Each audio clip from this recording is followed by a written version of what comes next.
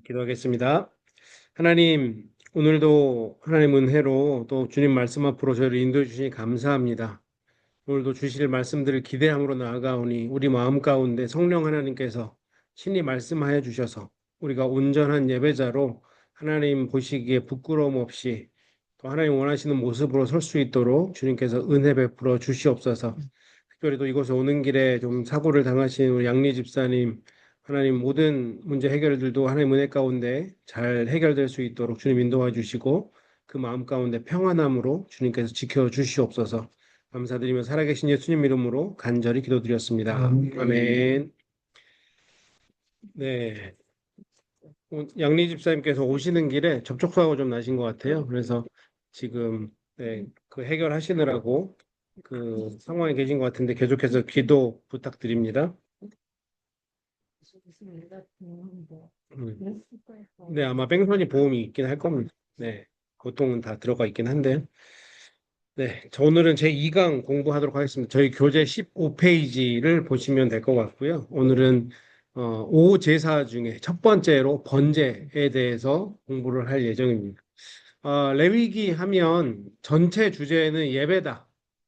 예배라고 생각하시면 되고, 5대 제사를 통해서 우리가 어떻게 하나님을 예배해야 될지, 또 뒤에 나오는 7가지의 절기, 7절기를 통해서 우리가 하나님을 어떻게 누려야 될지, 그리고 맨 나중에 나오는 희년의 복음을 통해서 정말 하나님 우리에게 무엇을 주시기를 원하시는지, 5제사, 7절기, 그리고 희년, 크게 이 3가지를 기억하시면 좋을 것 같고, 결국에는 그것들을 통해서 우리가 하나님을 예배하는, 올바른 모습으로 예배하기를 원하시는 하나님의 마음을 배워가는 책이 레위기다. 라고 늘 생각하시면 좋을 것 같습니다. 저희가 지난주에 공부하면서 레위기의 가장 주제되는 말씀, 그냥 짧게 하면 내가 거룩하니 너희도 거룩하라. 라고 하는 이 말씀은 레위기 전체 주제 말씀으로 기억하셨으면 좋겠습니다. 왜 거룩해야 된다고요? 네, 하나님이 거룩하시니까. 하나님이 거룩하시기 때문에 거룩하지 않으면 하나님을 만날 수가 없는 거잖아요. 그렇기 때문에 하나님 우리에게 어떤 무리한 요구를 하시는 게 아니라 하나님의 인비테이션이다. 우리가 늘 함께하고 싶은 그 하나님의 인비테이션이라고 이 거룩을 생각하시면 될 것 같습니다. 거룩, 다른 말로 하면 구별됨, 세상과 구별된 모습으로 하나님 앞에 날마다 나아가는 것. 그것이 예배라고 할 수 있겠죠. 오늘은 그 예배 방법 중에 하나인 번제가 무엇을 의미하는지 함께 배워보도록 하겠습니다. 이 강의 제목을 보면 나의 전체를 올려드리는 헌신의 제사가 번제다라고 기록하고 있죠. 이게 번제를 설명하는 전부입니다. 전체를 올려드리는 헌신의 제사. 번제는 이것만 기억하시면 돼요. 번제는 전체, 전부. 네, 그것만 딱 기억하셨으면 좋겠습니다. 하지만 좀 더 구체적으로 어떤 모양으로 또 어떤 내용들이 있는지 좀 나눠보도록 하겠습니다. 교재를 보시고요. 제사란 하나님께서 범죄하고 타락한 인간을 구원하시기 위해 주신 유일한 방법이다. 그러니까 우리의 죄를 해결하는 유일한 방법이 제사라고 우리가 구약 시대에는 그렇게 하나님이 정의를 해 놓으신 거죠. 죄를 용서받는 대속의 원리이다. 우리의 죄의 문제를 해결할 수 있는 유일한 방법이 제사였던 거예요. 그런데 지금 사실 우리는 어떻게 죄 사함을 받습니까? 예수 그리스도를 믿음으로. 근데 예수 그리스도에 뭘 믿는 거죠? 보혈. 십자가에서 나를 대신해서 돌아가셨다. 피 흘려 돌아가셨다. 피에는 생명이 있기 때문에 예수 그리스도의 생명이 우리를 위해 대신 죽으신 거죠. 그래서 그분이 십자가에 달려 돌아가시고 3일 만에 부활하시고 또 하나님 우편으로 승천하셨다가 다시 재림주로 오실 것을 믿는 것. 이것이 예수 믿는 거다라고 말씀드렸잖아요. 그래서 우리의 죄를 용서하는 유일한 방법은 예수 그리스도의 대속의 죽음, 그것을 믿는 건데 그것이 구약 시대에는 제사로 예표되었던 거죠. 하나님이 그렇게 대신 구약에서는 그렇게 인정해 주셨던 겁니다. 그래서 구약에서는 어린 양이, 신약에서는 예수 그리스도께서 제물이 되셨다. 근데 원래는 예수 그리스도만이 우리의 모든 죄를 용서할 수 있다라고 하는 것을 기억하셨으면 좋겠습니다. 레위기 17장 11절 말씀에 육체의 생명은 첫 번째 괄호에 생명을 넣으시면 되고요. 육체의 생명은 피에 있음이라 내가 이 피를 너희에게 주어 단에 뿌려 너희 생명을 위하여 속하게 하셨나니 생명이 피에 있으므로 피가 죄를 속하느니라. 그러니까 사실 제사는 피를 뿌리는 거죠. 네. 그러니까 죽음을 상징하는 겁니다. 계속해서 교재를 보겠습니다. 그리스도가 나를 위한 제물이 되셨기에 이제는 내가 주님을 위한 제물이 되어. 이게 중요하죠. 이제는 내가 주님을 위한 제물이 되는 것. 예수 그리스도께서 나를 위해 죽으셨으니 이제는 내가 그 예수 그리스도의 사역을 대신하는 것, 대행하는 것. 이것이 하나님이 우리를 위한 목표라고 할 수 있습니다. 타인의 영혼을 살리기 위하여 이제는 내가 희생해야 되는 거예요. 그 은혜를 받았으니까. 우리는 예수님처럼 속죄를 위한 대속의 제물이 될 수는 없지만, 그렇죠. 우리가 예수님처럼 죽을 수는 없잖아요. 또 우리가 죽는다고 해서 예수님의 피의 어떤 효력을 같이, 어, 그것을, 같은 효력이 발생될 수는 없지만, 그럼에도 불구하고 우리 주님 그리스도, 그러니까 예수 그리스도의 그 은혜가 필요한 사람들에게 내 수고와 희생을 통해서 그 예수 그리스도를 전달할 수는 있는 거죠. 그 예수 그리스도의 은혜를 전하는 전달자의 사명이 우리에게 있는 거예요. 그러니까 우리는 다 딜리버리 하는 사람들. 무엇을요? 예수 그리스도의 은혜와 사랑과 그 대속의 죽음을 딜리버리 하는 사람이에요. 그 사명이 우리에게 주어진 거라고 하는 것입니다. 또 우리 주님의 구속사의 동역자, 그러니까 딜리버리인 거죠. 동역자가 되어 우리 주님께서 교회를 위하여 허락하신 그리스도의 남은 고난에 동참할 수 있습니다. 어, 골로새서 1장 24절 25절 말씀이 참 제가 또 성경권을 준비하는데 읽는데 좀 마음에 눈물이 나는 것 같더라고요. 나는 이제 너희를 위하여 받는 괴로움을 기뻐하고 사도 바울이 말씀하는 거잖아요. 받는 괴로움을 기뻐한대요. 우리는 괴로움 받으면 괴롭고 슬프고 이 갈리고 하나님 왜 또 막 이런 컴플레인을 할 것 같은데 사도 바울은 괴로움을 기뻐한대요. 너희를 위하여 받는 괴로움을 기뻐. 이게 희생이죠. 그렇죠? 이게 희생인 것 같아요. 그리스도의 남은 고난을 그의 몸된 교회를 위하여 내 육체에 채워넣으라. 아, 정말 멋있는 표현인 것 같아요. 남은 고난이 그리스도의 남은 고난이 뭘까요? 글쎄. 그리스도의 남은 고난. 그러니까 예수 그리스도께서는 이미 사실은 고난을 다 받으셨죠. 네. 모든 인생을 구원하기 위해서 십자가에 달린 그 고난. 그런데 이 고난이 어쩌면 지금 우리보다 더 늦게 태어난 사람들에게는 여전히 그 예수 그리스도의 고난이 필요한 거거든요. 그 고난을 우리가 딜리버리 하는 거죠. 이 예수 그리스도를 믿으면 우리가 구원받습니다라고 하는 그러니까 이 그러니까 복음을 전하는 것은 쉬운 일이 아니잖아요. 복음을 전하는 일이 내 희생도 필요하고요. 내 수고도 필요합니다. 내 헌신도 필요한 일이에요. 사실 복음을 전하는 게 쉬운 일이고 좋은 일이 그러니까 뭐 너무 쉽게 되는 일이고 사람들이 우리가 복음만 전하면 막 너무 기쁘게 감사하게 받으면 좋겠지만 사실 복음 전할 때 그런 일이 있으시던가요? 되게 그 사람 눈치도 봐야 되고 기회도 잘 노려야 되고 그러면서 그 복음을 전하기 위해서 때로는 밥도 많이 사줘야 되고 그 사람이랑 스펜 타임도 많이 해야 되고 시간도 물질도 내 노력도 많은 희생들이 필요하잖아요. 그런데 그 주님의 그게 저는 남은 고난이라고 생각을 하거든요. 그 그리스도의 복음을 전하기 위해서 우리가 그 고난에 동참하는 거죠. 근데 무엇을 위해서요? 그리스도의 몸된 교회를 위해서. 내 육체에 채운다. 자, 내가 교회 일꾼 된 것은 하나님이 너희를 위하여 내게 주신 직분을 따라 하나님의 말씀을 이루려 함이라. 그러니까 우리에게도 이제 이 사명이 남아 있는 거죠. 그리스도의 남은 고난을 위해서 그의 몸된 교회를 위해 내 육체의 내 고난, 그 그리스도의 고난을 채운다. 나의 희생과 헌신이 복음 전하는 일에 필요하다라고 하는 거죠. 자, 번제 예배 정신. 자, 오제사는 예배라고 말씀드렸잖아요. 그러면 번제에 깃들어 있는 예배 정신은 무엇인지 두 가지로 표현할 수 있는데 첫 번째는 헌신으로 드려지는 번제다. 헌신이다라고 하는 거죠. 앞에서 지금 계속해서 제가 설명하고 있는 건데요. 번제에는 헌신이라는 예배 정신이 있습니다. 자, 번제단의 불은 항상 피워 꺼지지 않게 하라고 하신 말씀의 의미는 무엇인가요? 레위기 6장 12절과 13절 말씀을 보면 번제단의 불을 꺼뜨리지 말라라고 말씀하고 있거든요. 왜 하나님은 번제단의 불을 꺼뜨리지 말라고 했을까? 예전에 우리나라의 얘기를 들어보면 며느리들의 칠거지약 중에 하나가 아궁이에 불을 꺼뜨리면 안 된다. 이게 있지 않았나요? 네.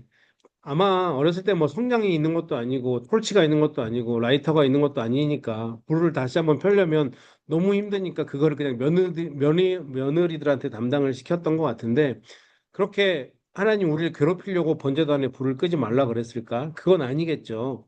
왜 번제단에 불을 꺼뜨리지 말라 그랬을까요? 고민.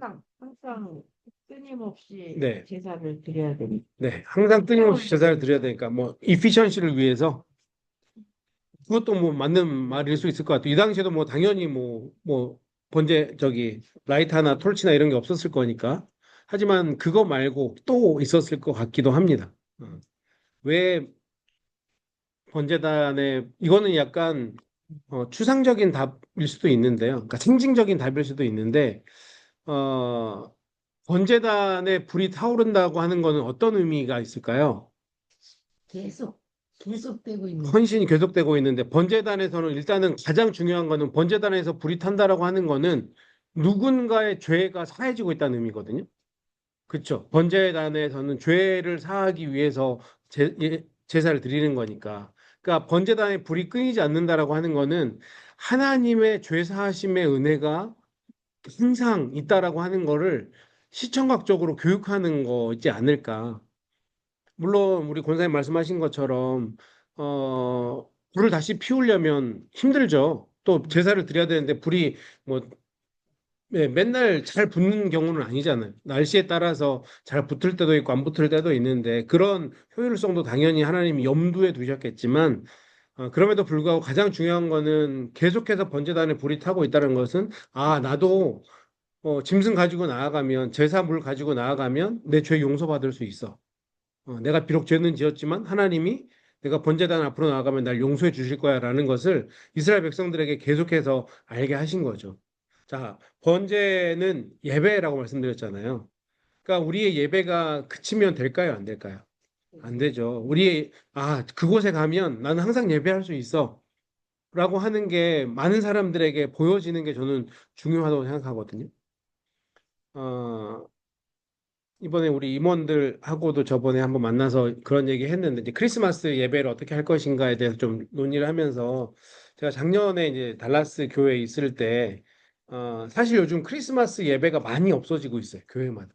예전에는 너무나 당연했는데 요즘에는 좀 가족 중심이 되다 보니까 어, 크리스마스 예배를 안 드리는 교회들도 많아지고 있는 게 사실은 물론 뭐 크리스마스에 예배를 안 드리면 뭐 구원 못 받는다 이런 건 없어요. 하지만 크리스마스에 예배를 드린 이유는 뭐였을까요? 아마 제가 생각했을 때 정말 예수님이 이 땅에 오심을 감사하기 위해서 예배하는 거겠죠. 근데 뭐 사실 크리스마스에 딱 그날 예수님이 태어나신 것도 아니거든요. 그럼에도 불구하고 어떤 그 한 날을 기념적으로 정하고 예배한 건데 그래서 작년에 이제 저희가 이제 크리스마스 보통 이렇게 하반기 사역이 시작되면 크리스마스 그때부터 이제 기획을 하고 하는데 이제 목회자들 회의 사이에서 그런 얘기가 나왔어요. 올해 크리스마스 예배는 어떻게 할까요? 했더니 이제 어떤 목회자들이, 뭐 이제 달라스에 있었던 어떤 큰 교회들이 대부분 예배가 많이 없어졌습니다. 라고 얘기를 하면서 우리도 가족 중심의 어떤 그런 것들을 좀 오퍼하면서, 그러니까 어떤 교회는 가정 예배를 미리 유튜브 영상으로 찍어 놓고 올린 교회도 있었고, 그래서 우리도 그렇게 한번 해보면 어떨까요? 라고 하는데, 제가 이제 뭐 우리 권사님들이 보시기에, 제가 아주 젊지만, 달라스에 있어도 목회자 사이에서는 이제 나이가 어느 정도, 네, 많은 나이였고, 이제 그분들에 비하면 제가 훨씬 더 꼰대 같은 마인드를 갖고 있어서 그런지 모르겠는데, 그 얘기를 듣는데 좀 제 마음 가운데 약간 화가 났어요. 예. 왜, 뭐, 좋은 의미와 나쁜 의미의 화가 있었던 것 같은데, 제 생각에는, 아, 그러니까 다른 교회들이 안 한다고 우리 교회가 안 하면 될까라고 하는 그 반문이 저한테 있었고, 예배는 교회는 적어도 이제 제 생각에 한 명이 와도 교회는 예배 드려야 되지 않을까라고 하는 그런 생각도 있었어요. 근데 또 제가 성도님들하고 얘기를 해보면, 뭐 어떤 성도님들은 그 목회자들 얘기처럼, 가족끼리 그렇게 조촐하게 예배도 드리고 함께 가족 시간 보내는 것도 원하시는 성도님들도 있지만, 또 어떤 성도님들은, 그래도 우리 교회는 그런 거에 상관없이 예배가 있어서 좋다라고 얘기해 주시는 분들도 있었거든요. 그래서 이제 그 얘기를 제가 뭐 이렇게 좀 강하게 얘기하지 않는 사람인데 그날은 조금 제가 업셋돼서 그런 얘기 뭐 제가 생각하는 회의 자리는 뭐 서로의 생각을 다 테이블 위에 올려놓고 그 중에서 가장 좋은 걸 선택하는 게 회의라고 생각을 하니까 그런 얘기를 했어요. 뭐 좀 이해하고 들어달라라고 얘기하면서 목회자들에게 나는 이런 생각을 갖고 있다. 뭐 그게 100명이 오든 200명이 오든 그래도 그 예배 자리를 원하시는 분들이 있으면 예배를 드리는 게 맞지 않을까, 라는 생각에서 우리는 예배를 했으면 좋겠다라고 그렇게 이제 얘기를 드렸고, 다른 목회자들이 감사하게도 이제 그 부분에 좀 공감을 해 주셔서 작년에 예배를 드렸어요. 근데, 크리스마스에 한 700명, 800명이 와서 예배했던 것 같아요. 그러니까 거의 저희가 그때 예배 드렸던 공간이 꽉 차서 예배를 드리고 굉장히 또 뜨겁게 예배를 드렸는데 그걸 보면서 야, 그래, 교회는 예배를 드려야 되는 게 맞아라는 생각을 제 개인적으로 했던 적이 있는데 왜 이 말씀 드리냐면, 그러니까 성막 안에 계속해서 번제단의 불이 꺼지지 않는다라고 하는 것, 하나님을 향한 예배가 끊이지 않는다라고 하는 것, 이것이 교회의 중요한 요소인 것 같아요. 그러니까 세상은 자꾸 간소화하고 효율성을 따지고 이러면서 교회 안에 예배가 반드시 필요한가 이런 얘기가 들려올 때면 적어도 우리만이라도 예배를 원하는 한두 사람이라도 있으면 교회는 함께 예배해줘야 되지 않을까라는 생각을 해봅니다. 그게 번제단의 불을 끄지 말라고 하는 그 하나님의 마음의 첫 번째 이유가 거기 있지 않을까? 하나님을 예배하는 곳은 늘 교회 오면 하나님을 예배하는 예배가 있다라고 하는 것. 이것이 우리한테 좋은 어떤 모토가 좀 되었으면 좋겠습니다. 번제단의 불을 항상 피워 꺼지지 않게 한다라는 그 생각을 우리가 계속해서 했으면 좋겠고요. 그 다음 질문을 보시면, 네네, 이거 네, 제 모든 삶의 속속에 음, 경제단이 있다는 게 딱 그렇죠, 느껴졌어요. 네네, 그게 뭘까 생각했더니 음, 주님을 향한 마음이 그렇죠, 파고들지 말아야 음, 그 말씀으로 저는 네, 맞습니다. 개인적으로 네. 우리가 출애굽기 때도 공부했지만 위로 올라가는 것들 있잖아요. 번제단의 불도 위로 올라가죠. 그리고 성소에 들어가면 향도 위로 올라가죠. 올라가는 것들은 다 하나님께 올려드리는 거, 그걸 의미하는 거거든요. 그러니까 번제단의 불이 우리가 하나님을 향한 그 마음과 예배가 사그라들지 않아야 되는 것. 단 한순간도 꺼져서는 안 된다라고 하는 것. 내가 하나님 앞에 올려드리는 내 삶의 예배가 꺼지지 않고 일주일 동안 계속해서 올려드려지고 있는가? 이거는 반드시 점검해야 되고 하나님이 원하신다라고 하는 것을 번제단을 통해서 배울 수 있는 거죠. 그 아래 질문을 보시면 아침 저녁으로 매일 드리게 했던 번제물의 의미는 무엇입니까? 되게 하나님이 디맨딩하게 우리한테 요구하고 계시거든요. 아침에도 번제를 드려야 이걸 상번제라고 그래요. 매일 드리는 예배 번제 제사이기 때문에 상번제라는 표현을 쓰는데 아침에 한 번, 저녁에 한 번 모든 이스라엘을 위해서 예배를 드리거든요. 아침에도 1년 되고 흠없는 숫양 한 마리 잡아야 되고 저녁에도 똑같이 양을 잡아야 됩니다. 정말 이스라엘은 동물이 많았을 것 같다라는 생각이 들어요. 그렇지 않으면 이 제사를 어떻게 다 감당해요? 그러니까 사실은 우리가 이걸 체험하지 않아서 그렇지 굉장히 준비도 많이 필요하고 제사를 지내는 게 쉬운 일이 아니거든요. 그리고 그 양만 드리느냐, 출애굽기 29장 38절 이하의 말씀을 찾아보면 양과 더불어서 고운 밀가루 10분의 1 에바를 드리라 그러거든요. 제가 뭐 간단하게 말씀드렸지만 고운 곡식 가루를 만드는 것도 얼마나 힘들어요. 이 사람들이 지금 어디 정착해 있는 상황이 아니에요. 광야를 날마다 걸어가고 있는 상황이에요. 그러면 그 곡물을 재배해서 말려서 빻아서 10분의 1 에바면 어느 정도 되냐면 원 에바가 22리터 정도 되거든요. 그러니까 10분의 1 에바면 그러니까 0.5 갤런보다 더 많은 거예요. 그러니까 사실은 꽤 많은 양이죠. 그거를 매일 아침 저녁으로 그거를 드려야 되는 거예요. 쉽지 않죠. 거기다가 또 기름까지 부으라 그러잖아요. 4분의 1 흰이라 그러는데 원 흰은 그러니까 에바는 곡물가루의 부피를 나타내는 단위고 흰이라고 하는 단어는 액체를 위한 단어인데 이것도 한 3.7리터 그러니까 정말 원갤런 정도 되는 거거든요. 4분의 1이니까 네, 아마도 1리터 정도를 네, 해야 되는데 그럼 곡물도 말려서 빻아야죠. 기름도 그걸로 짜야죠. 아침 저녁으로 그걸 해야죠. 정말 힘들거든요. 근데 아침 저녁으로 매일 드리게 했던 그 의미는 그러니까 쉽게 드리면 사실은 쉽게 잊혀지잖아요. 근데 이 정도의 정성을 가지고 드리는 거면 하나님이 왜 이 정도의 정성을 요구하실까가 몸으로 익혀지는 거죠. 우리가 드리는 예배가 그냥 특히 지금 우리가 드리는 예배는 너무 쉬운 죄송합니다. 네, 구약에 비하면 그냥 와서 앉아있으면 예배 드리는 건가라고 생각할 수 있지만 하나님이 기다리는 그 예배의 정신, 예배의 자세는 정말 숨없는 일련된 숫양, 퀄리피케이션이 굉장히 까다롭죠. 그리고 곡물도 빻아야 되고요. 기름도 짜야 돼요. 이 정도의 정성을 가지고 하나님은 예배하기를 바라는 내 모든 걸 드립니다라고 하는 그 마음과 정성으로 예배하기를 바라는 거죠. 그러니까 하나님 앞에 드리는 우리 헌신이 멈춰서도 안 되고 정성 가득한 헌신이어야 된다. 하나님 우리를 너무나 사랑하셔서 지금 이 시대는 우리가 너무 쉽게 예배를 드리게 하나님이 해 주셨지만 그럼에도 불구하고 이 정신은 잊지 말고 우리가 하나님 앞에 예배 드려야 된다라고 하는 것을 기억하셨으면 좋겠습니다. 교재 16페이지로 넘어갈게요.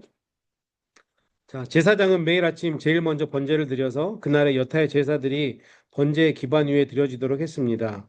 번제는 늘 드리는 번제, 즉 상번제와 개인적으로 드리는 일반 번제 두 종류가 있었던 거예요. 그러니까 제사장들은 상번제는 무조건 드려야 되는 거예요. 아침 저녁으로. 그리고 개인이 내 죄의 문제를 해결하기 위해서 속죄제와 함께 이제는 내가 다시 한번 내 삶을 주님 앞에 다 드립니다라고 하는 번제를 드리겠다고 했을 때 일반 번제도 드려줘야 되는 겁니다. 제사장은. 그래서 상번제는 이스라엘이 집단적으로 제사장을 통하여 조속으로 매일 끊임없이 드려야 되는 제사이고 일반 번제는 때를 따라 개인적으로 혹은 집단적으로 드리는 제사가 일반 번제이다. 번제는 이 두 가지 종류가 있다는 것만 알아두시면 될 것 같고요. 그렇지만 번제단에서는 언제나 불을 꺼뜨리지 않고 보존해야만 했습니다. 상번제 제물은 오직 흠없고 일련된 어린 순양이어야 되는데 이 제물은 그리스도의 성품을 가장 잘 나타내기 때문입니다. 번제는 죄와 더러움의 제거를 강조하거나 예배자의 상태를 변화시키지 않지만 범죄한 백성과 멀어진 하나님과의 교제를 가능하게 만듭니다. 이 제사의 목적은 죄와 더러움에 대한 하나님의 진노를 돌이키거나 누그러뜨리고 그것으로 범법자를 씻기기 위한 것입니다. 따라서 동물 전체를 불태우는 번제는 한편으로 하나님의 거룩하심이 만족하심을 입었고 예배자가 용납되었음을 가리키지만 다른 한편으로는 예배자가 용납되기 위해서는 하나님께 철저하게 순종해야 함을 가리킵니다. 이것은 헌신의 표현이었습니다. 그래서 그 맨 아래쪽에 괄호에 헌신이라는 단어를 넣으시면 됩니다. 그러니까 번제라고 하는 것은 결국 번제를 통해서 하나님의 거룩하심이 만족하심을 입었고 예배자가 용납되었음을 뜻하는 것 이것이 번제인데 번제는 앞에서 얘기 드렸던 것처럼 굉장히 퀄리피케이션이 많죠. 우리가 해야 될 게 많아요. 그만큼 하나님께 우리가 철저하게 순종해야 된다. 이것을 다른 말로 하면 헌신이라고 할 수 있는 거죠. 그러니까 내 모든 것이 하나님의 것입니다라고 고백하며 드리는 예배. 이것이 번제의 정신이라고 하는 거죠.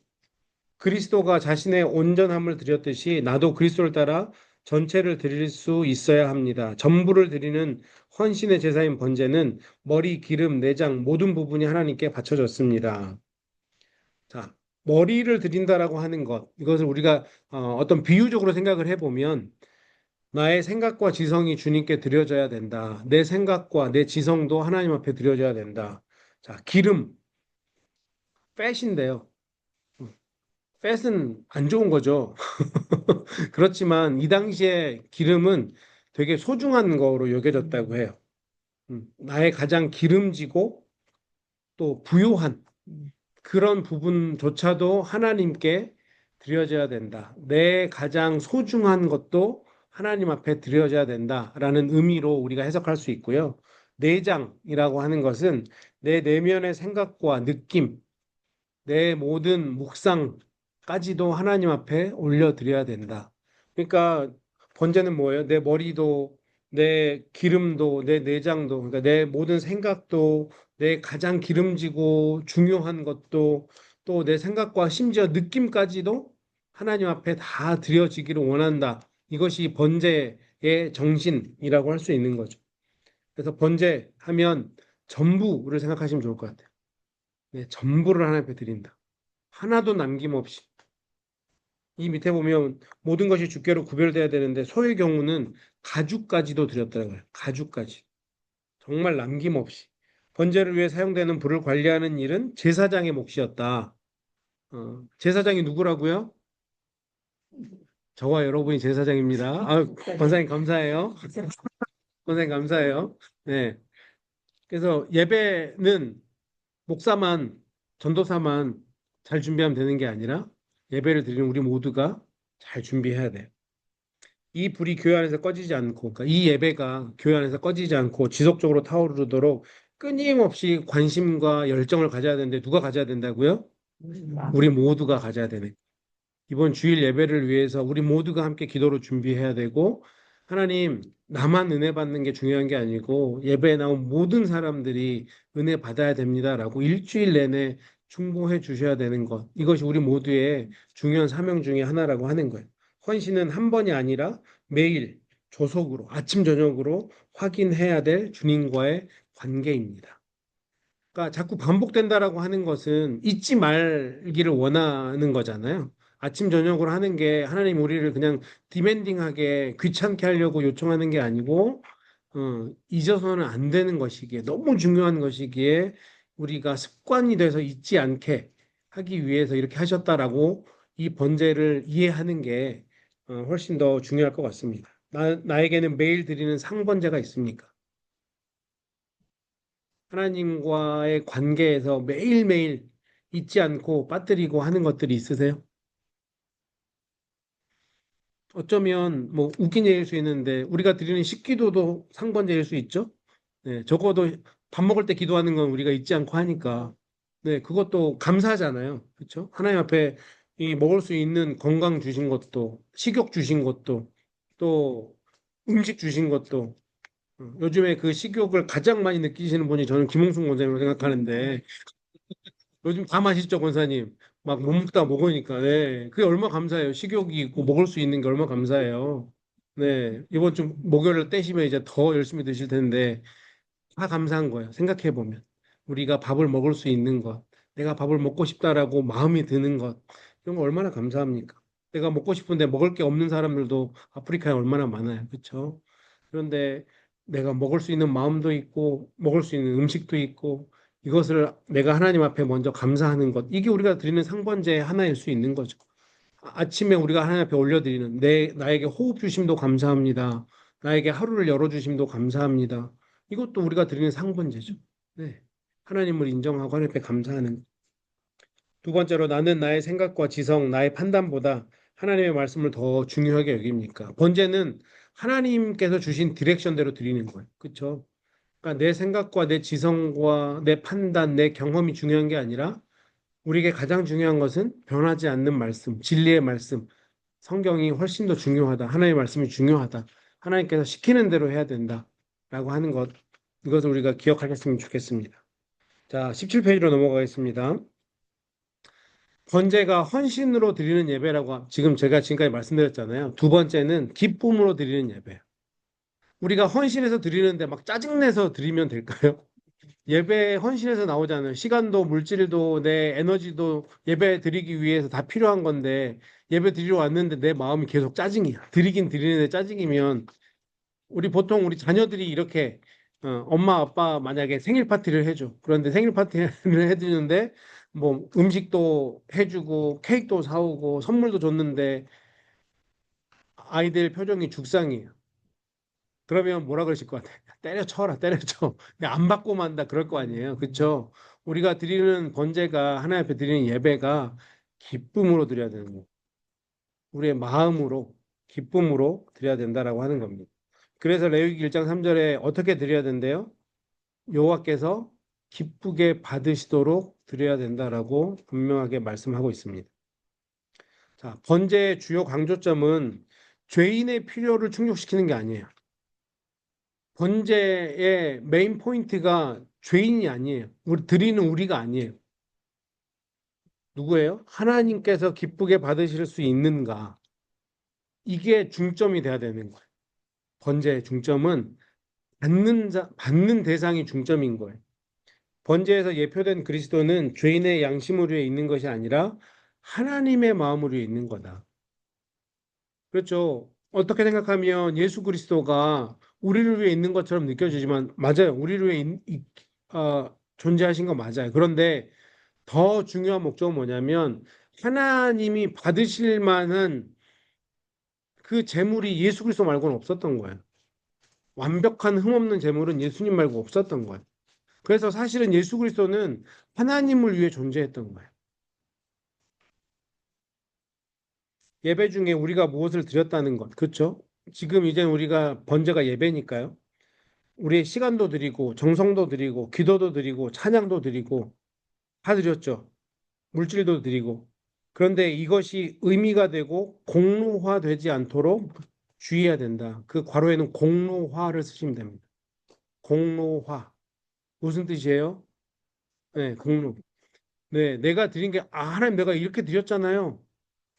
라고 얘기하시면 안 된다는 거예요. 하나님 내가 예배 드리려고 오늘 와서 내가 그래도 나름 깔끔하게 정장도 차려입고 시간도 드리고 헌금도 내가 이만큼 드렸잖아요. 라고 할 수 있는 하등의 어떤 여건이 우리에게는 없다는 거예요. 그냥 하나님 이거라도 드릴 수 있어서 감사합니다가 돼야 된다는 거예요. 내 전부를. 하나님 내가 내 전부를 드리지만 이것밖에 못 드려서 죄송하다라고 하는 그 고백으로 하나님 앞에 드려야 된다라고 하는 거예요. 그래서 가장 중요합니다. 예배가 나의 만족이 아니라 하나님의 기쁨이 되기 위해 드려야 되는데 가장 조심해야 될 일은 뭘까? 이거는 개인이 답변해 주셔야 되는 거예요. 그렇죠? 내가 하나님 앞에 예배를 드리는데 혹시 하나님이 기쁘게 받으시지 않을 만한 요소는 없는가? 혹시 내가 내 스스로를 좀 공로화하고 있는 건 없는가? 아이고, 괜찮으세요?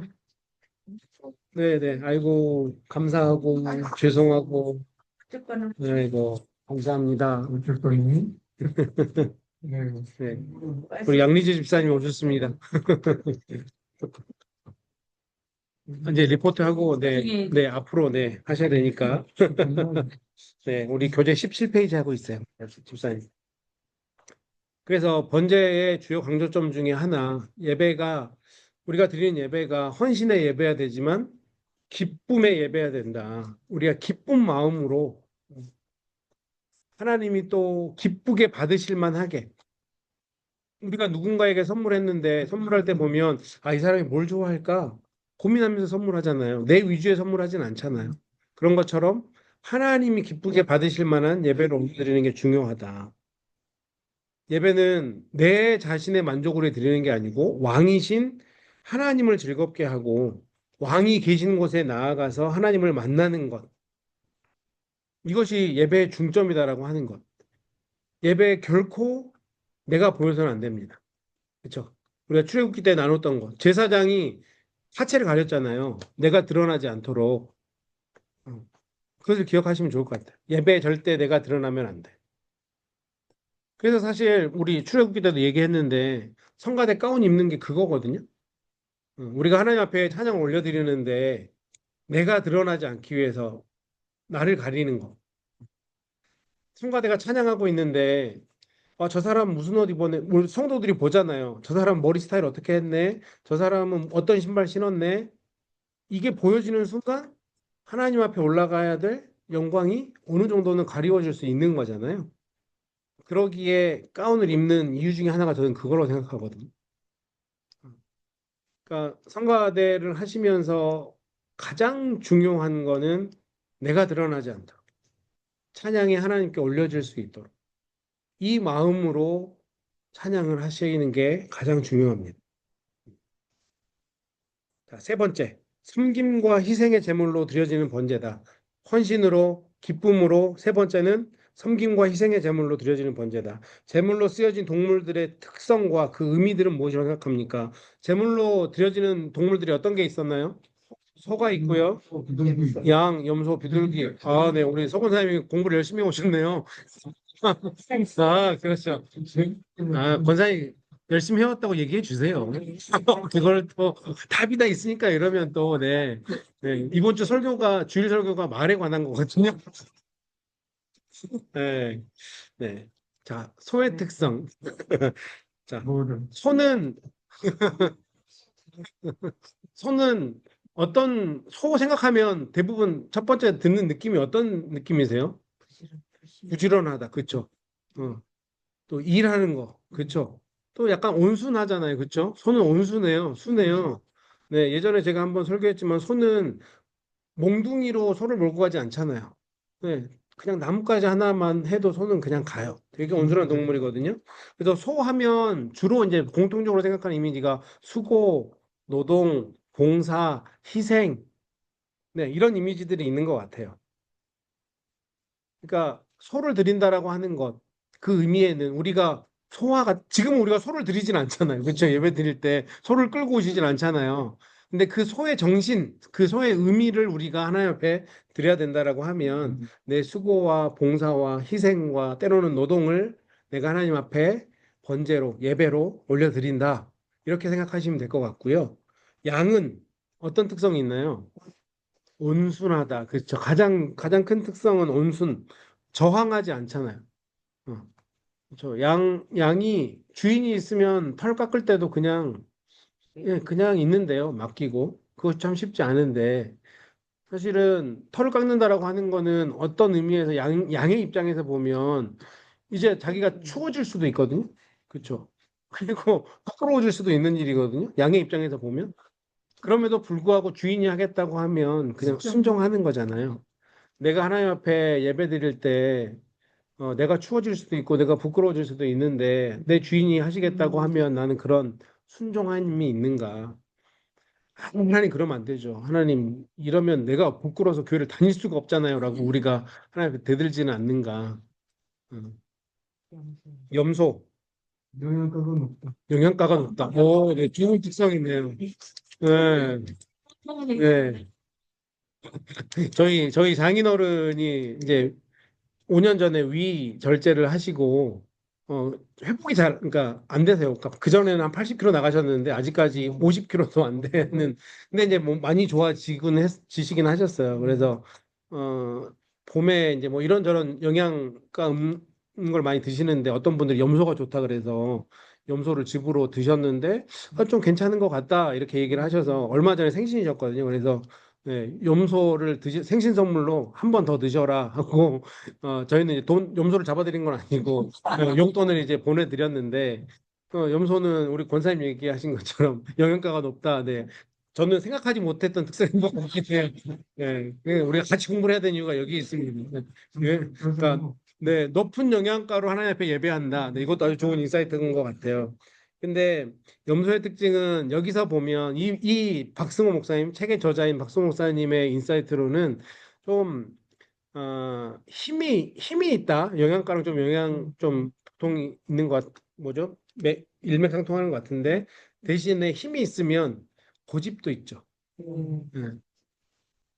그리고 뿔이 있잖아요. 이 뿔을 우리가 네, 해석을 해보자면 어떤 견고한 자아 같은 것. 왜냐하면 뿔로 들이받잖아요. 그렇죠? 염소가 보면 뿔로 들이받거든요. 그러니까 염소는 사실은 성격이 그렇게 좋은 동물이 아니에요.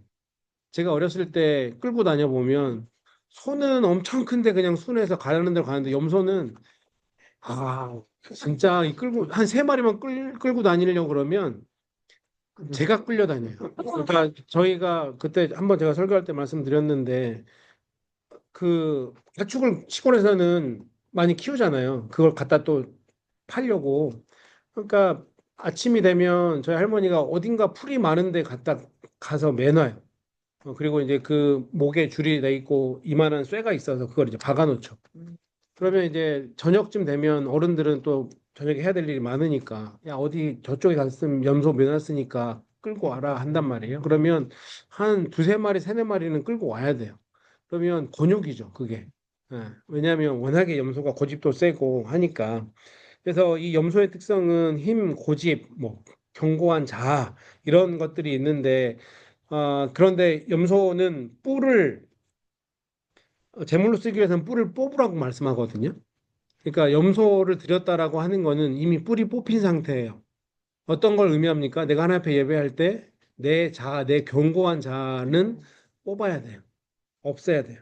내 힘도, 내 고집도, 그러니까 뿔이 있으면 내 견고한 자아로 막 다 들이받고 다니는데 그 뿔을 뽑으면 뿔이 없으니까 이제 뭐 당연히 네, 뭐 들이받을 일도 없겠죠. 네. 교회 보면 이런 분들이 덜어. 우리 세빛사랑 교회 아니고 저쪽에는 흑빛사랑 교회는 그런 분들이 있지 않을까. 어, 여전히 내가 살아서 내 뿔로 들이받고 다니는. 근데 교회 안에 그러면 힘들잖아요. 교회 어려워지잖아요. 근데 우리가 하나님 앞에 드릴 때는 내 뿔조차도 뽑아버리고 드릴 수 있는 그 모습이 필요하다라고 하는 것. 비둘기의 특징은 뭡니까? 순결하다, 평화롭다, 그쵸? 그러니까 그런 것들, 이런 특성들로 우리가 주님 앞에 드려야 된다라고 하는 겁니다. 자, 그 밑에 교재를 보시면 구약에서는 재물의 차이를 신분의 차이나 경제 수준의 차이로 봤죠. 왜냐하면 우리가 공부하겠지만 그래도 돈이 있는 사람은 소를 드리고 양과 염소를 드리거든요. 돈이 아주 많은 사람, 재산이 많은 사람은 소를 잡으라 그러고요. 그런데 돈이 없는 사람은 뭘 잡아요? 비둘기를 잡아요. 그러니까 이게 어느 정도 자기의 경제적인 어떤 수준의 차이를 나타내는데 신학적인 접근에서 보면 이거는 믿음의 크기라고 볼 수 있는 거죠. 믿음의 크기라고 볼 수 있는 거예요. 음. 자, 순결하고 정직하게 살아야 됩니다. 이거는 뭐 비둘기의 특성이죠. 소는 온몸을 다해 봉사하고 희생하는 최고의 헌신을 의미합니다. 주께서 원하신다면 나의 껍질이라도 벗겨서 드리겠다는 결단이 있어야 된다. 염소는 내 뿔까지도 뽑는 들이받으려 하거나 원망하고 불평하지 말고 이 뿔을 제거하고 하나님 앞에 드려야 된다라고 하는 것. 누군가 당신의 뿔을 뽑으려고 덤벼들면 잠잠히 뿔을 맡기십시오. 이런 경우가 참 쉽지 않은데 어, 아니 누가 내 뿔 뽑으려고 하면 당연히 내 들이받으려고 하죠. 근데 이게 하나님이면 뽑지 말고 그냥 피하는 그러는 거는. 뭐 그렇죠. 자르는 거나 뽑는 거나 비슷한 것 같아요. 네, 그런 아무튼 누가 내 뿔을 잡으려고 하면 일단은 네 들이받고 보는 거잖아요. 네, 양은 온유함을 상징하고 무저항, 저항하지 않는 것, 순종. 어떤 사람에도 수용할 수 있는 온유함이 있어야 된다라고 하는 것. 당신의 신앙의 헌신의 수준은 소, 양, 염소, 새 제물 중 어느 수준입니까? 헌신의 단계를 더 높이기 위해 제거해야 될 나의 뿔이 있다면 그 뿔은 무엇입니까? 자, 예배 정신, 번제를 통해서 우리가 지금 배우고 있는 예배 정신은 첫 번째, 끊임없이 드려야 된다라고 하는 것. 예배는 끊어지지 않아야 된다라고 하는 것. 두 번째는 네, 하나님 중심, 하나님이 받으실 만한 그러기에 우리가 기쁨으로 예배해야 되는 이유가 거기 있는 거죠. 하나님이 받으실 만한 예배가 되게 하기 위해서 우리가 기쁨으로 드려야 되는 거예요. 내가 드리는 주일의 예배가 기쁨으로 드리고 계십니까? 감사합니다. 아니면 그냥 주일이니 가자. 안 갔다 오면 좀 찝찝하니까 가자. 네, 아유, 감사합니다. 네, 너무 좋은 것 같아요. 네. 난 거죠. 당한 거죠. 네. 이따가 얘기해줄게. 네, 자, 네, 18페이지로 넘어가겠습니다. 자, 제물을 드리는 믿음의 수준. 첫 번째, 세상을 향해 드려지는 예물. 하는데, 자, 세 가지 재물은 어디서 잡았는지 이게 좀 달라요. 네, 감사합니다, 권사님. 네, 자, 세 가지 재물, 소, 양과 염소, 새. 네, 잡는 위치가 달라요. 참 이것도 재밌죠. 하나님 왜 이렇게 재밌게 했을까라는 생각도 들어요. 손은 어디서 잡으라 그래요? 회막문에서. 왜 그랬을까요? 왜 회막문에서 잡으라 그랬을까? 등치가 크니까 그냥 그렇죠. 많이 나오는. 네, 네. 등치가 크니까 그 소가 아무리 순해도요. 동물도 자기가 죽을 거. 죽을 걸 안다 그러잖아요. 그러면 잡으려고 들면 어느 정도는 반항을 한다고 하거든요. 근데 소가 등치가 크니까 그렇다고 성막이 아주 큰 건 아니잖아요. 그러면 아마 그냥 일반적인 상식 수준에서 보면 이 동물을 잡고 할 때, 뭐 번제단이 좀 망가진다거나 성막이 좀 훼손될 수 있는 찬스가 아무래도 높은 동물이겠죠. 그러니 아마 회막문쯤에서 잡으라고 하지 않았을까. 이게 이제 일반적인 관점에서 보면 그럴 수 있는데, 양은 어디서 잡았어요? 재단 쪽. 네, 제단 북쪽에서. 그러니까 번제단과는 조금 떨어진 곳이거든요. 그곳 잡고 새는 어디서 잡았어요? 재단. 제단에서. 그리고 소와 양은 누가 잡아요? 제사장 아니야 예배장. 그렇죠. 제사 드리는 사람. 음, 내 죄를 전가해야 되니까.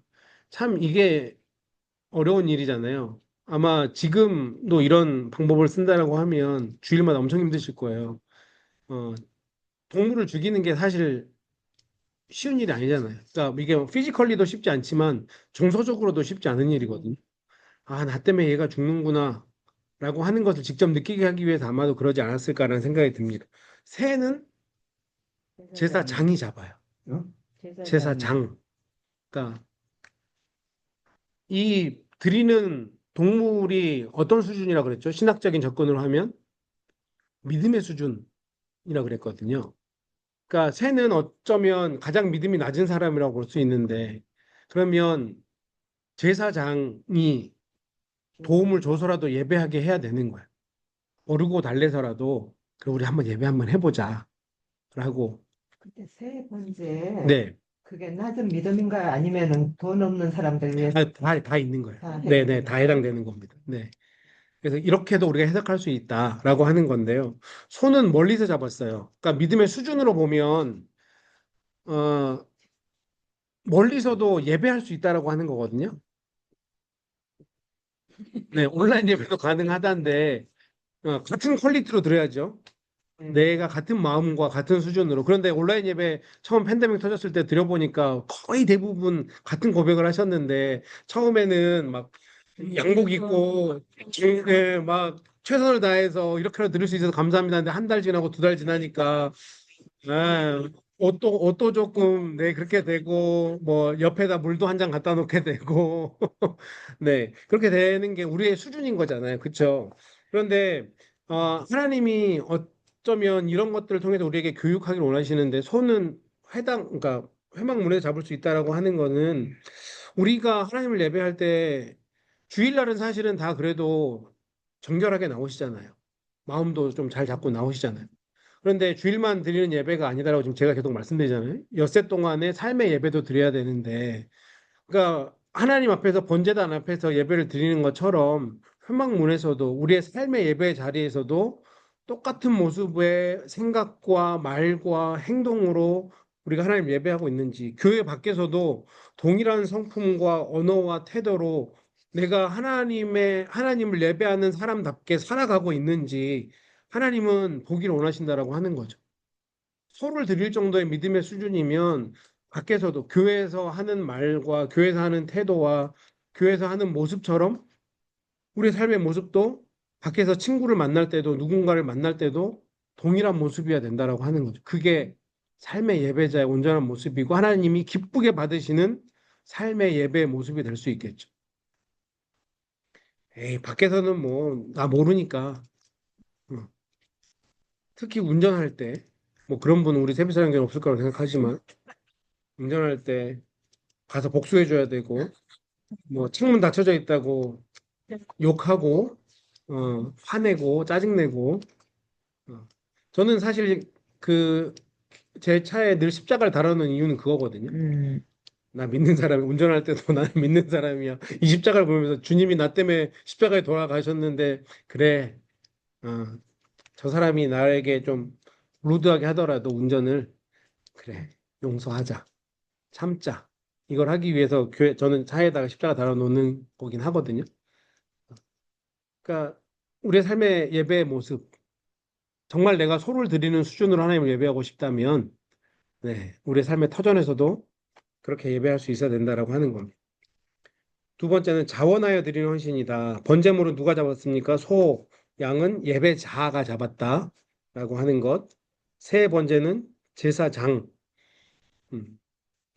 이 드렸다라고 하는 것. 우리가 주님께 자신을 드릴 때 자발적으로 드리는 헌신의 수준인지 제사장이 도와줘야 하는지 각 제물의 등급의 차이, 곧 믿음의 차이입니다. 하지만 제물의 등급이 낮은 수준, 곧 믿음이 연약한 사람이라고 할지라도 제사장의 도움을 받아서라도 헌신의 제사를 드리기를 하나님은 원하고 계십니다. 그러니까 내 믿음의 수준이 객관적으로 내가 그래도 혼자 주일날도 또 삶의 터전에서도 엿새 동안도 동일한 모습으로 하나님을 예배할 수 있는 사람이라면 이제는 또 누군가를 초대하고 격려하고 세워서 내가 그 사람의 새를 잡아줘 가면서까지라도 예배할 수 있도록 인도해야 된다라고 하는 거죠. 그렇게 헌신적으로 드리는 예배, 자발적으로 드리는 예배가 되어야 됩니다. 세 번째, 헌신적인 제물의 삶. 재물을 잘라서 드리는 방법, 예법이 어떻게 달랐나? 뭐 소의 번제, 양이나 염소의 번제, 새의 번제가 다 달랐어요. 그냥 제가 읽어만 드리면 소는 가죽을 벗기고 각을 뜨고 머리와 기름을 단 윗불에 벌려놓고 내장과 정갱이를 물로 씻고 불에 태운다. 이게 소를 잡는 방법이거든요. 소를 잡아서 번제하는 방법. 이거를 혹시 우리 권사님들이 구약에 살았으면 소를 이렇게 잡아서 하셨어야 돼요. 응. 소 가죽도 여러분이 벗기셔야 되고요. 각을 떠야 돼요. 포를 떠야 돼요. 머리와 기름은 단 윗불에 벌려놓고 내장과 정강이는 또 물로 다 씻어서 네 그렇게 하나님께 드렸어야 돼요. 음. 익숙할까요? 이렇게 하다도 아우 내가 진짜 죄는 안 지어야겠다 생각하지 않을까 귀찮아서라도 양은 어떻게 해요? 각을 뜨고 머리와 기름을 베어내고 내장과 정갱을 또 물로 씻고 제단 위에서 불살라야 된다. 새는 머리를 비틀고 모이 주머니 더러운 것은 제하고 제단 동쪽 재 버리는 곳에 버리고 날개 자리에서 몸을 찢고 근데 또 아주 찢지는 말고 어느 정도 몸에 붙어는 있게 해서 불살라서 번제로 드린다. 이게 어떤 의미가 있는지는 크게 많이 해석하지 않아요. 그러니까 그렇게 중요하지 않다라고 하는 거죠. 예, 이건 왜 이렇게 하라고 하셨을지까지 고민 안 하셔도 돼요. 예, 고민하지 않으셔도 돼요. 네, 그렇죠. 뭐 이걸 또 뭐 어떤 영적으로 의미를 두자면 둘 수도 있는데 뭐 주석이나 이런 걸 봐도 그렇게까지 깊게 연구하진 않아요. 네, 또 너무 깊게 안 들어가셔도 됩니다. 교재 19페이지를 보면 새 헌신은 죽이기라도 하고 찢기라도 해서 드리는 헌신입니다. 염소는 저항하면서 들이받으면서라도 드리는 상품입니다. 그러니까 뭐 좀 모자르더라도 우리가 하나님 앞에 드려야 된다라고 하는 거죠. 양의 헌신은 부위를 각을 떠서 드림으로 감추어진 부분이 없고 드려지지 않는 부위가 없습니다. 소의 헌신은 나를 덮었던 것이 벗겨지고 수치를 경험하는 수준입니다. 가죽까지도 다 벗겨서 드리는 거니까요. 혹 나의 삶에 아직도 각더지지 않는 부분 없습니까? 이게 우리가 드려야 되는 예배의 모습이라고 한다면 사실 나를 다 오픈한 거잖아요. 소나 양이나 또 심지어 새는 내가 반강제적으로 찢겨져 가면서까지 예배를 드리는 건데 하나님은 그렇게 해서라도 예배 드리길 원하고 계시는 음. 다시 교재를 보시면 혹 나의 삶에 아직도 각도지지 않은 부분 없습니까? 돈이나 가족이나 자녀나 시간이나 건강이나 명예나 욕망이나 외모나 스펙 주님을 위해서라면 억울함을 감내하며 나의 명예와 체면이라도 주님을 위해 내려놓을 수 있어야 됩니다. 왜 그럴까요? 주님이 우리를 위해 전부를 주셨으니까 우리도 주님을 위해 전부를 드릴 수 있어야 되는 거예요. 그런데 가끔 그런 고백하시는 분들이 덜어 있잖아요. 내가 다 하는데 이것만은 내가 못하겠다. 이것만은 목사님 저한테 건드리시면 안 돼요. 하시는 분들이 있어요. 아, 그러면 뭐 목사 입장에서 아유, 알겠습니다. 하죠. 그러면서 기도해야죠. 하나님, 저것까지도 하나님 앞에서 내려놓을 수 있도록, 저것까지도 저분이 스스로 자발적으로 헌신해서 각을 뜰 수 있도록, 껍질이라도 벗길 수 있도록, 그렇게 온전히 하나님을 예배할 수 있는 예배자가 될 수 있도록 기도해야 되는 거죠. 하나님이 원하시는 거는 네, 껍질도 벗기고 각도 뜨고 다 내어놓는 거거든요. 왜? 하나님이 다 주셨으니까. 그게 우리의 예배 자세가 돼야 된다라고 하는 것입니다. 주님은 나에게 천국 가는 구원만 주시는 분이 아니라 인격적인 교제를 통해서 나를 지성소 깊은 곳까지 들어가 왕 같은 제사장으로 살아가도록 세우시는 분이기에 예수 그리스도를 위하여 목이라도 비틀고 뿔이라도 뽑아야 됩니다.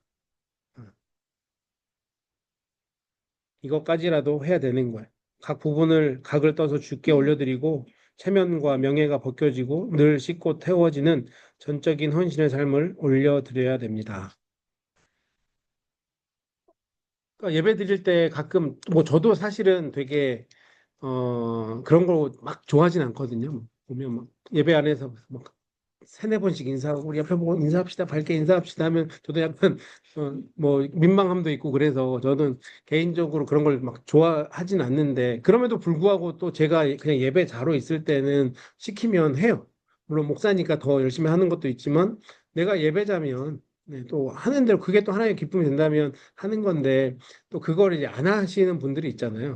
근데 그런 분들에 있어서 아 그거 믿음 없는 거야 내가 레위 공부해 봤는데 그거는 야 비둘기밖에 안 되는 수준이야라고 얘기를 해야 될까요? 아니면 우리 요즘 새벽 예배 늘 용납해주고 기다려주고 그분이 잘하기까지 아 저분은 좀 저런 게 아직까지는 좀 민망하신가 보다 그럼 또 이해해주고 언젠가 저분도 하나님 앞에서 더 큰 은혜를 경험하게 되면 껍질까지도 벗겨지는 예배를 하나 앞에 드리겠지. 어, 그러면 또 그분은 우리가 또 이해해 주는 것들이 필요하지 않을까요? 그래서 우리가 그렇게 다양한 모습을 우리가 예배하는 것. 그래서 하나님이 다양하게 제사하게 하신 거잖아요. 하나님 다 인정해 주시는 거거든요.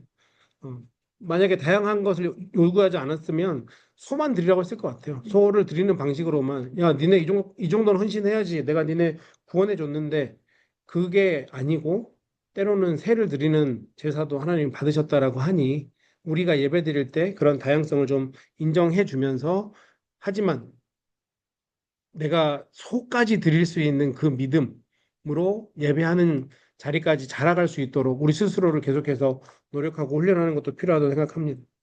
그 전제가 뭐냐면 예수님은 우리를 위해 다 주셨어요. 우리도 이제는 예수님을 위해 다 드릴 수 있어야 돼요. 세 번째, 번제의 또 다른 특성. 자, 예배와 섬김의 구별됨. 재밌는 건데요. 암수의 성별을 구별한 요구한 제물은 무엇입니까? 소. 양과 염소도 수컷 드리라 그래요. 그렇죠? 비둘기만 구별이 없어요. 그러니까 비둘기는 이것도 또 하나님의 배려고 사랑인 것 같은데 누가 드린다 그랬죠? 아니요. 비둘기를 드리는 사람들, 돈 없는 가난한 사람들, 그죠? 믿음 없는 사람들 신약적으로 보면 그렇게 우리가 해석할 수 있잖아요. 그러니까 돈도 없는데 암컷 수컷까지 구별하라 그러면 혹시나 장사치들이 수컷을 더 비싸게 받지 않을까요? 그러니까 아마도 그래서 비둘기는 그냥 드리기라도 해라. 뭐라도 드려라. 라고 하는 하나님의 마음인 것 같아요. 근데 소나 양과 염소는 수컷을 드리라 그래요. 왜 수컷을 드리라 그랬을까요? 남성 우월주의일까요?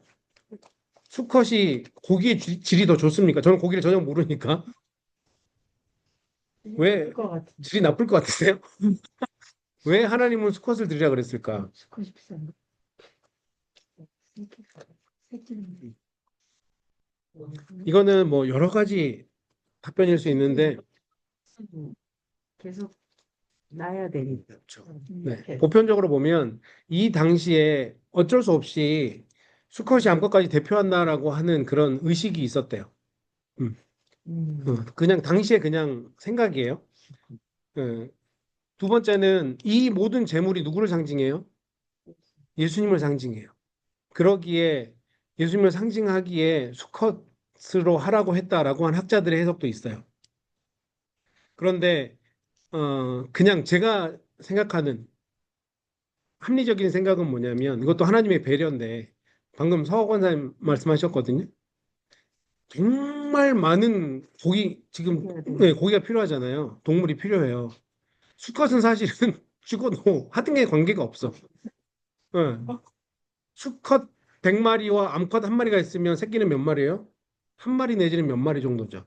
수컷 한 마리와 암컷 100마리가 있으면 최소 100마리 이상인 거예요. 네. 암컷이 귀하죠. 음. 그래서 네. 하나님께서 야, 이런 배려까지 하시는구나. 이런 것까지 생각하시는구나. 우리는 말짱 헛것이에요. 아, 그래도 수컷이 있어야 또 새끼가 나오니까. 네, 말짱 헛것은 아니고. 네, 네, 그렇죠. 네, 네, 그렇죠. 그렇죠. 컷을 드려야 돼. 음, 그렇죠. 또 구분 없이 드리고 나면, 맞아요.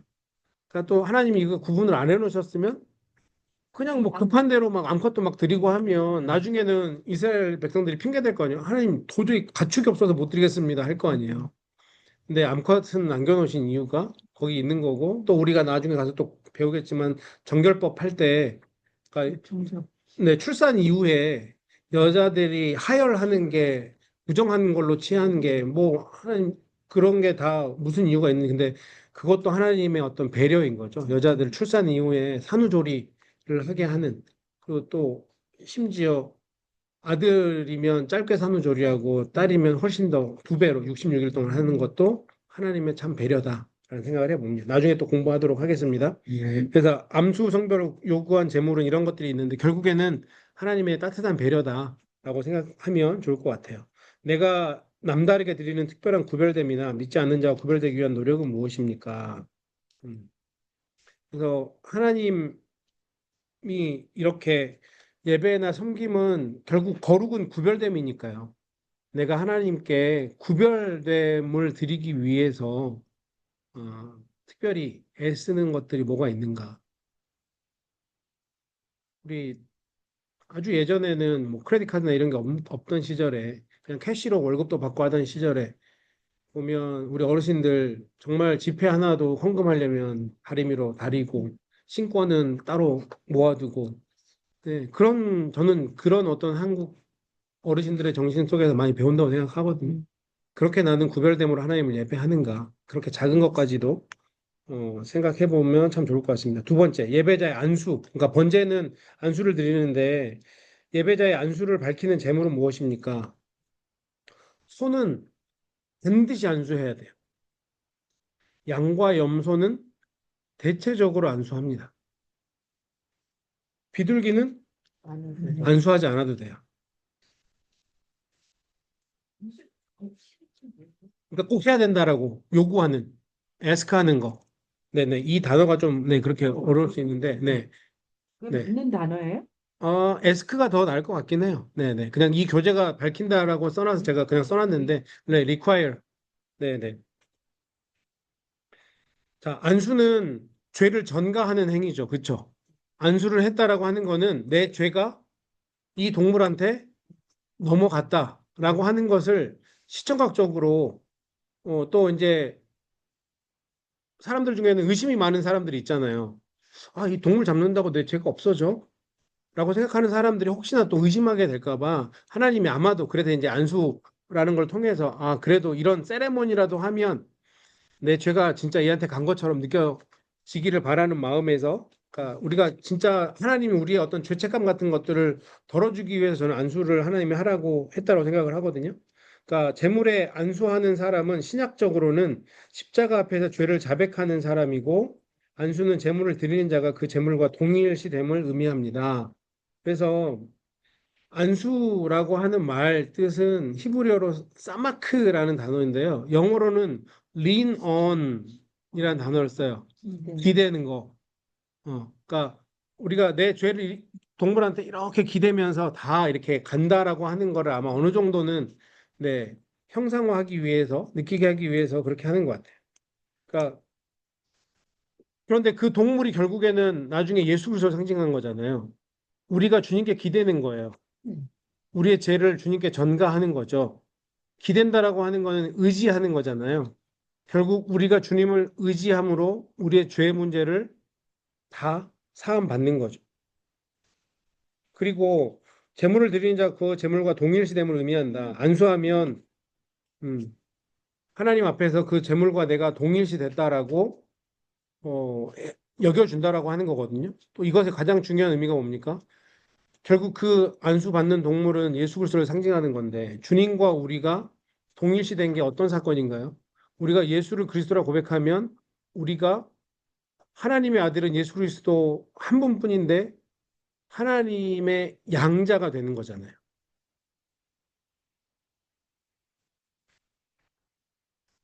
그러니 우리가 예수 그리스도에게 우리의 죄를 담당하겠다라고 하는 것, 그렇게 동물에게 안수를 하고 죄를 전가시키는 것, 결국은 우리가 예수 그리스도는 아니지만 우리가 양자가 되고 하나님의 장자가 되었다라고 하는 것은 하나님이 예수 그리스도를 통해서 했던 그 사역들이 이제는 양자인 우리들에게도 동일하게 주어진다라고 하는 거죠. 그러니까 왕 같은 제사장이라고 하는 게 기본적으로 굉장히 좋은 단어인데 책임감도 막중하다라고 하는 그 사실을 우리가 늘 잊어서는 안 됩니다. 이제는 우리가 우리의 죄값을 예수 그리스도에 담당하게 하셨고 예수 그리스도가 우리 때문에 돌아가셨으니 이제는 그 예수 그리스도의 사역을 우리가 감당해야 되는 거죠. 아까 앞에 나왔던 사도 바울의 고백 기억나십니까? 내 몸에, 내 육체에 주님의 남은 고난을 채운다라고 하는 것. 이 일들이 우리 삶 가운데 있어야 된다라고 하는 것입니다. 그래서 예배 임할 때 우리가 가장 먼저 안수해야 되는 거죠. 근데 그 안수가 뭐라고요? 신약적인 의미로 보면 십자가 앞에서 내 죄를 자백하는 게 안수예요. 음. 예배할 때 안수가 있어야 돼요. 예배당에 나오셔서 나를 위해 안수하셔야 돼요. 그게 뭐라고요? 죄에 대한 회개가 있어야 된다라고 하는 거죠. 그래서 예배 늦게 오시면 안 돼요. 예배 늦게 오시면 회개할 기회가 별로 없잖아. 남들 다 찬양하고 있는데 막 앉아서 계속 혼자 기도하기 좀 뻘쭘하잖아요. 그렇죠? 미리 5분 전, 10분 전이라도 와서 어, 하나님 오늘도 제가 예배하러 왔어요. 하나님 앞에서 흠없는 제물이 돼서 내가 하나님 예배해야 되는데 그러기 위해서 내 죄를 용서해 주세요라고 하는 짧지만 반드시 그 기도가 필요하다. 우리 성가대 여기 성가대 계신 분들도 계시잖아요. 그렇죠? 네. 네. 그러면 물론 뭐 꼭 본당에 안 들어오셔도 돼요. 성가대 연습실이라도 가서 앉으셔서. 그러니까 성가대원들은 더 큰 헌신이 요구되는 거죠. 성가대 연습 시간 늦으시면 안 되는 거예요. 어, 미리 가서 내가 성가대 연습도 예배인 거잖아요. 우리 성가대 지휘자님 웃고 계시는데 네. 미리 가서 내가 하나님 앞에 먼저 안수의 기도를 올려드려야 되는 연습 전에. 그렇죠? 여러분의 성가대 연습도 하나님이 받으시는 예배입니다. 그렇다고 하면 네, 미리미리 잘 준비해서 예배를 해야 된다. 그래서 기억하셨으면 좋겠습니다. 교재 20페이지로 넘어갈게요. 자, 사람의 죄로 인한 모든 법적 효력이 재물에게 전가됩니다. 종교개혁자 마틴 루터는 이것을 즐거운 교환이라고 말했고 신적 교환이라고도 합니다. 그러니까 이 교환은 신나는 교환이에요. 그렇죠? 내 죄를 주님께 떠넘기는 거니까. 근데 이걸 신적 교환, 디바인 익스체인지, 그러니까 되게 성스러운 신적인 교환이다라고도 표현을 했습니다. 칼빈과 바르트는 십자가를 화목의 장소, 화목, 그러니까 화목해 되어지는 그 장소로도 표현을 했습니다. 우리의 허물과 죄악은 주님이 가져가시고 우리 주님의 풍요로움과 영광스러움을 내게 주신다라고 하는 내용입니다. 우리만 이윤 보는 장사죠. 우리만 이윤 보는 나쁜 건 주님이 다 갖고 가고 우리에겐 좋은 걸로 채워주세요. 그런데 세상에 공짜가 있다 없다? 있다. 아, 있죠. 있는데 이 공짜도 그냥 공짜는 아니에요. 이 영광스러움과 부요로움으로 뭐 해야 돼요? 또 누군가에게 이 영광스러움과 부요함과 풍요로움을 전달해 주셔야죠. 우리는 딜리버리 하는 사람들이다. 이것을 잊어버리시면 안 됩니다. 자, 십자가에서 지상 최대의 맞교환이 일어났습니다. 예수님이 징벌을 받아서 우리는 용서를 얻었고 예수님이 상함을 받아서 우리는 치유될 수 있습니다. 그래서 예배라고 하는 거는 죄 사함의 문제만 해결해 주는 게 아니고요. 그분과 연합됨이 있어야 돼요. 여기 앞에서 얘기했던 즐거운 교환이잖아요. 그분의 부요하심을 공급받아서 그리스도와 한 몸으로 살아가게 하는 것. 이게 우리가 예배를 통해서 당연히 죄 사함은 당연히 있어야 되는 거고 그분과의 연합을 경험하는 자리가 예배의 자리가 돼야 되는 거예요. 그분의 영광스러움과 부요함과 풍요로움을 다시 리필하는 자리가 예배가 돼야 되는 거죠. 그래야 세상에 나가서 그것을 전할 수 있을 거 아니에요. 그렇죠? 그래서 이것을 사도 요한은 포도나무가 가지에 붙어 있어야 된다라고 표현을 한 거고요. 사도 바울은 엔 크리스토라고 해요. 그리스도와 연합이 필요하다. 그리스도 안에 있다. 그렇게 우리에게 얘기하고 있는 거죠. 예배를 통해서 우리는 그리스도와 연합을 경험하십니까? 번제는 나의 전부를 그분께 드릴 때 그분과의 연합을 경험하게 되는 것. 이것이 번제라고 할 수 있습니다. 내 전부를 주님께 드릴 때 그 전부를 드리는 과정을 통해서 그분과의 연합을 경험하고 이 신적인 교환이 그곳에서 이루어지고 내 죄는 다 가져가시고 그분의 부요함과 풍요로움과 영광으로 나를 채워주시는 것. 이런 자리에 나와야죠. 이런 은혜를 누려야 되지 않겠습니까? 자, 세 번째, 흠양되는 죄물.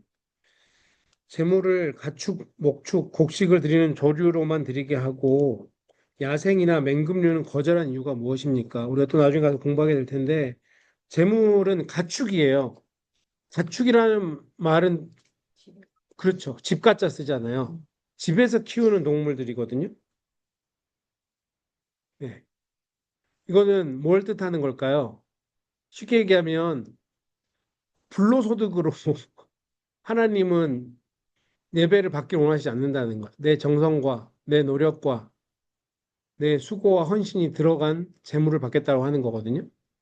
그래서 제가 지난 주에도 말씀드렸지만 하나님이 사랑하는 자에게 복권 동점을 안 주시는 이유가 저는 거기 있다고 생각해요. 물론 복권도 노력인데요, 목사님 하면 제가 할 말은 거기다 대고 제가 할 말은 없는데 네, 하나님은 내가 땀 흘려서 내 땀 흘린 거 가지고 내 정성이 들어있는 거 가지고 하나님 예배하기를 원하세요. 자, 집에서 기르는 동물들입니다. 첫 번째 1번 집을 쓰시면 돼요. 두 번째 사람에게 길들여지는 동물이어야 됩니다. 가축은 사람에게 길들여지죠. 어느 정도는. 세 번째, 평화로운 동물들입니다. 맹금류가 아니에요. 뒤에 가서 또 공부할 겁니다. 맹금류가 아니에요. 하나님께 드려지는 것들은 독해서는 안 돼요. 그래서 양뿔을 뽑는 이유가 거기 있는 거죠. 네 번째, 공격을 당할지언정 공격하지 않은 동물입니다. 다섯 번째, 특별히 비둘기는 언제나 쌍쌍이 붙어 다닙니다. 그러니까 이건 뭘 얘기하냐면 우리 출애굽기 때도 공부했는데요. 6월절은 가족이 함께 6월절을 지키잖아요. 예배도 하나님은 구원의 반경의 최소 반경은 가정이길 원하시는 거거든요. 가족이 함께 예배하길 원하시는 거예요. 여섯 번째, 죽여서 드리지 않고 산채로 끌고 와서 드린다. 집에서 잡으면 더 편할 수 있는데 산채로 끌고 오기까지 힘들긴 할 텐데 결국 로마서 사도 바울이 얘기한 너희 몸을 하나님이 받으실 만한 거룩한 산 제사로 드리라고 하는 것, 산 제물로 드리라고 하는 것, 이것이 너희의 드릴 영적 예배니라. 내 있는 그대로를 드리는 것. 일회적으로 한 번의 예배로 끝나지 않고 살아서 매일매일의 삶으로 드리는 예배를 하나님이 기뻐하십니다. 내게 제물로서의 좋은 성품은 무엇이며 나의 삶이 흡양되는 제물이 되기 위해 변해가고 있는 것은 무엇입니까? 자, 오늘 번제를 우리가 오늘 배웠는데요. 일단은 전부를 기억하셨으면 좋겠어요. 전부 드리는 것, 내 전체를 드리는 것. 그렇죠. 헌신의 제사라 그랬죠. 기뻐함으로 드리는 것. 내 전부를 기쁨으로 드릴 수 있는 것. 내 전부를 기쁨으로 드리는데 왜 기쁨으로 드려야 되냐면 하나님이 받으실 만하게 드려야 되니까. 그렇죠. 그러니까 예배의 중심은 내가 아니라 하나님이다. 어. 그래서 예배를 드리고 나가실 때 그 생각은 꼭 하셨으면 좋겠어요. 내 예배를 하나님이 오늘 받으셨겠지? 하나님 받으실 만한 예배가 되셨나? 이건 반드시 생각해 봐야 되는 것 같아요. 만약에 하나님 안 받으셨을 것 같아. 그럼 어떻게 해야 될까요? 다시 목사님, 기도. 예배 한 번 더 합시다. 라고까지 얘기할 정도의 그런 어떤 관심과 처절함과 애절함이 있어야 되지 않을까요? 응. 자, 나의 전부를 드린다. 하나님이 받으실 만하게 드린다. 그러니까 결과적으로 예배의 중심은 내가 아니라 하나님이다라고 하는 것. 그리고 기쁘게 드리는데 번제단의 불이 꺼지지 않았다라고 하는 것. 내가 매일매일 드려야 된다라고 하는 것. 이게 예배자의 정신입니다. 하나님이 우리를 왜 창조하셨다고요? 왜 구원받게 하셨다고요? 네, 하나님을 영화롭게 하기 위해서. 근데 하나님을 영화롭게 하는 최고의 수단은 예배입니다. 하나님은 우리로 하여금 예배하게 하기 위해서 우리를 창조하신 거예요. 우리에게 구원을 베푸신 거예요. 그러면 우리가 그 예배를 드릴 때 하나님이 받으실 만한 예배, 내 모든 것을 다 드리는 예배, 하나님이 기쁘게 받으실 만한 예배, 꺼지지 않는 예배, 이것으로 내가 하나님을 예배해야 된다라고 하는 것, 이것을 기억하는 것이 번제의 정신으로 하나님을 예배하는 거다. 이번 주 주일에는 특별히 번제의 정신으로 하나님을 예배하시는 저 여러분 되시기를 주님의 이름으로 부탁을 드리겠습니다. 네. 제가 기도하겠습니다. 하나님 감사합니다. 오늘 레기 말씀을 통해서 귀한 교훈 주시니 감사합니다. 하나님 바라기는 오늘 우리가 이렇게 하나님 앞에 번제를 통해서 어떻게 예배해야 되는지 배웠는데 이것을 우리가 배우는 것에 그치는 것이 아니라 적어도 이번 주일이라도 오늘 번제의 정신으로 하나님을 그렇게 온전히 예배할 수 있는 예배자가 되게 해 주시고 하나님 바라기는 우리의 평생에 하나님 앞에 가는 그날까지 이 번제의 정신으로 하나님을 예배하는 주일에도 예배하고 엿새 동안 삶의 터전에서도 동일하게 예배하는 하나님 주님의 귀한 백성들로 살아갈 수 있도록 도우시고 역사하여 주시옵소서. 돌아가는 발걸음도 안전하게 지킬 줄 믿사오며 모든 것 감사드리며 살아계신 예수님 이름으로 간절히 기도드렸습니다. 아멘. 감사합니다.